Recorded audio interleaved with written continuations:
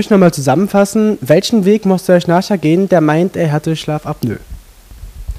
Also erster Anlaufpunkt des Patienten ist sicherlich der Hausarzt.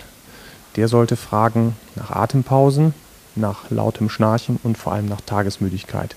Wenn hier mindestens 2 dieser Fragen positiv beantwortet werden mit einem Ja, dann ist der nächste Schritt der Weg zum Lungenfacharzt in aller Regel.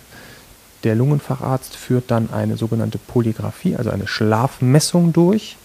Und anhand der Auswertung der Schlafmessung zusammen mit den zahlreichen Fragen und auch einigen Fragebögen kann man sich dann ein Bild davon machen, wie schwergradig ist das Problem, und danach folgt dann das Schlaflabor.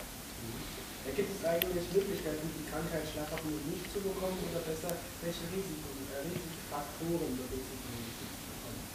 Bei der Schlafapnoe ist es so wie mit vielen anderen Erkrankungen. Man sagt so, die Hälfte der Erkrankung liegt in den Genen, ist also vererbbar, und die andere Hälfte sind Umweltfaktoren, die nicht vererbbar sind.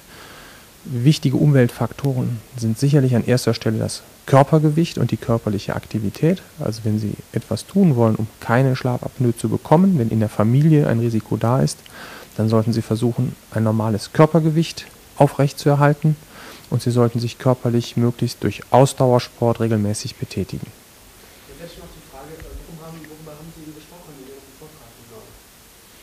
Vortrag? Ist das jetzt eine Videofrage? Achso.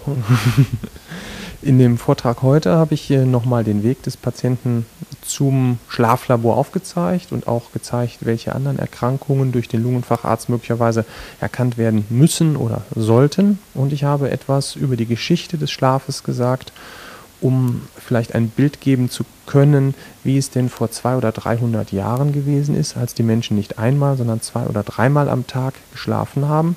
Und ich habe versucht, so ein bisschen zu erläutern, was eben die industrielle Revolution, die Kirche und gesellschaftliche Phänomene dazu beigetragen haben, dass sich unser Schlafverhalten jetzt so verändert hat, dass wir nur einmal am Tag und das möglichst lange schlafen müssen, sag ich mal.